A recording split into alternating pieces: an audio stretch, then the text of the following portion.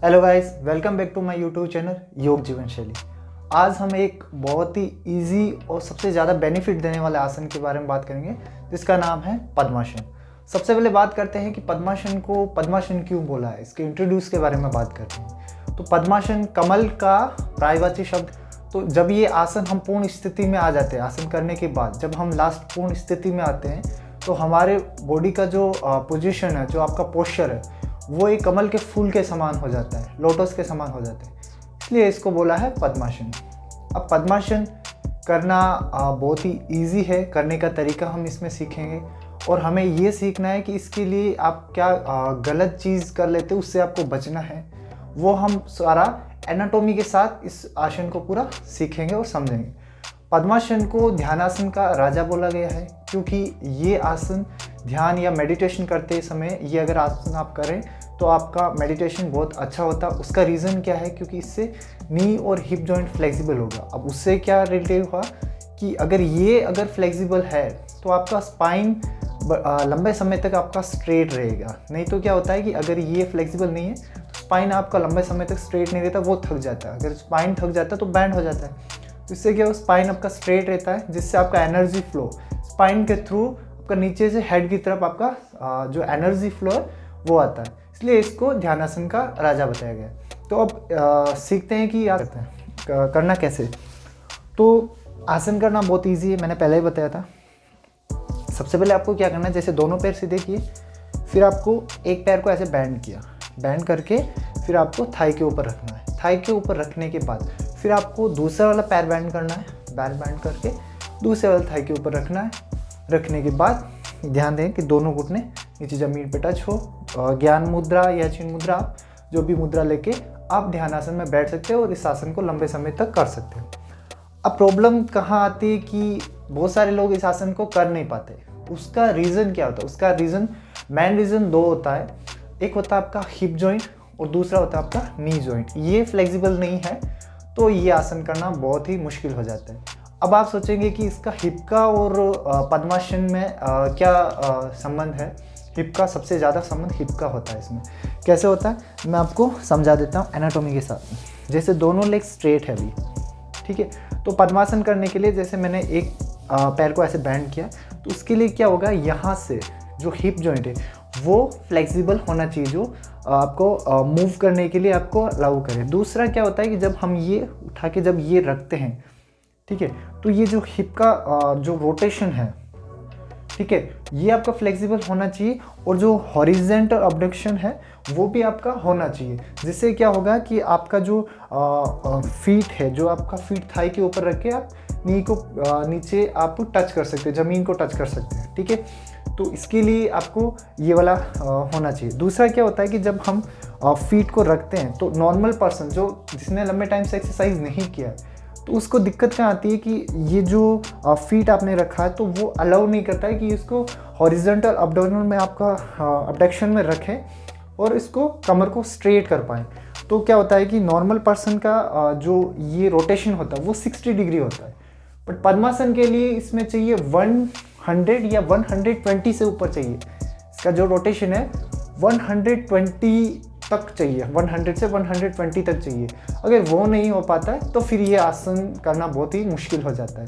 तो ये आपको ध्यान रखना है। दूसरा आपको ध्यान कैसे रखना है कि जब हम ये रखते हैं, फीट को रखने के बाद आपको पुश नहीं करना इसको, क्योंकि अगर ये यहाँ से पुश करते हैं तो नी जो है यहाँ का, तो ये क्या होता है, ये रोटेशन ये ऐसे रोटेट होता है ये, ठीक है। और ये हमारा जो नी है ये कभी इसके लिए बना ही नहीं है। जो रोटेशन, इस रोटेशन के हमारा लिए नी जो है वो नहीं बना है।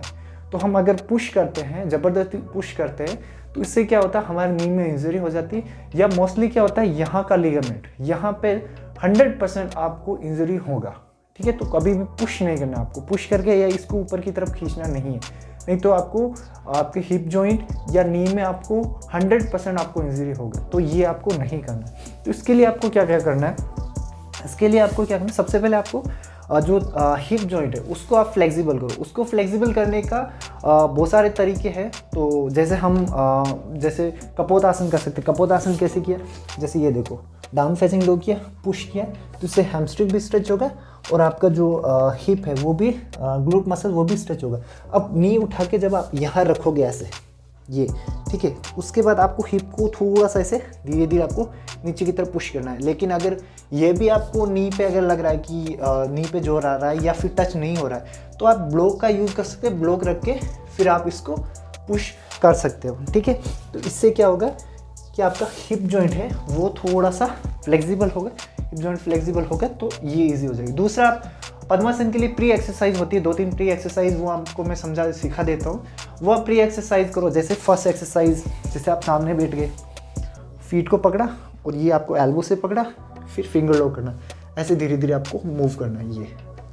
इससे क्या होगा कि आपका जो ये ग्लूट मसल्स है या हिप जॉइंट मसल्स है वो थोड़ा सा फ्लेक्सिबल होगा, और अगर ये फ्लेक्सिबल होगा तो आपको पद्मासन करने में ईजी होगा।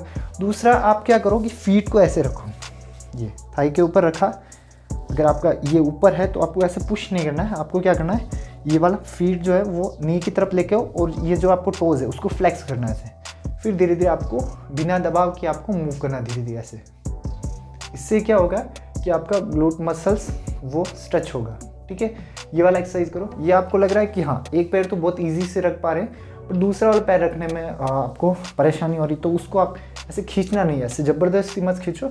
इससे अच्छा आप ऐसे करो और इसको स्पाइन को स्ट्रेट करने का ट्राई करो, फिर ऐसे करो, फिर स्पाइन स्ट्रेट करने का ट्राई करो ऐसे। जब ये वाला आपको इजी लगने लग जाए कि हाँ ये वाला इजी हो रहा अभी, तो आपको ऐसे ऐसे मूव करते रहना है ऐसे स्ट्रेट, ठीक है। एकदम आप स्टार्टिंग में हो, एकदम आप बिगनर हो, तो आप उसको मत करके आप सुखासन में ऐसे बैठ सकते हो। ऐसे ऐसे बैठने की आदत डालो। फिर आप जो है हाफ लोटस पोज, अर्ध पद्मासन में बैठने का आदत डालो, फिर दूसरी तरफ करो। तो ये सब कुछ करना। अब आप ये सोच रहे होंगे कि पद्मासन के लिए इतना एक इजी आसन के लिए हम इतना मेहनत क्यों कर रहे हैं। मेहनत इसलिए कर रहे हैं क्योंकि इसके बेनिफिट बहुत सारे हैं। जैसे पद्मासन अगर आप कर रहे हो तो उससे क्या होगा, आपका कमर है, कमर दर्द जो लंबे टाइम से कमर दर्द है वो ठीक होगा। वो कैसे होगा, क्योंकि इससे आपका हिप जॉइंट है वो फ्लेक्सिबल होगा, वो स्ट्रॉन्ग होगा। अगर हिप जॉइंट फ्लेक्सिबल और स्ट्रॉन्ग है तो आपको आप चलने में या आप लंबे टाइम तक आपको खड़े रहने में आपको सीधा कमर पे जोर नहीं पड़ेगा, और आप जो कमर दर्द है वो आपका ठीक हो जाएगा।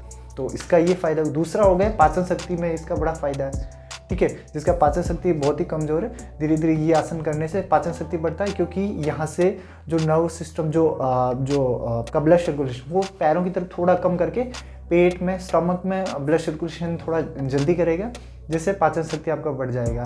और स्टार्टिंग में मैंने बोला है कि ध्यानासन का राजा है, स्पाइन स्ट्रेट रहता है, जिससे आपका एनर्जी फ्लो, ध्यान करते समय, मेडिटेशन करते समय एनर्जी फ्लो हेड की तरफ ज़्यादा जाएगा, तो ये उसके लिए भी अच्छा है। तो इससे क्या होगा कि आपको जैसे एंजाइटी वगैरह या किसी चीज़ का फोबिया है, तो मेडिटेशन उस चीज़ के लिए कर रहे हैं, तो उसके लिए आप पद्मासन करके बैठो, तो उसके लिए बहुत फ़ायदा है। सकारात्मक आपको एनर्जी बॉडी के अंदर आएगी। तो ऐसे आपको बहुत सारे इस चीज़ के फ़ायदे हैं। अगर आपको ये वीडियो पसंद आया, अगर आपको ऐसे ही एनाटॉमी के साथ आपको पोस्चर योगा पोज को आपको सीखना है, और आपको इस चीज़ के बारे में आपको बेनिफिट को सीखना है, तो अगर ये वीडियो लाइक करें और शेयर करें, और ऐसे नए वीडियो के लिए चैनल को सब्सक्राइब करें। धन्यवाद।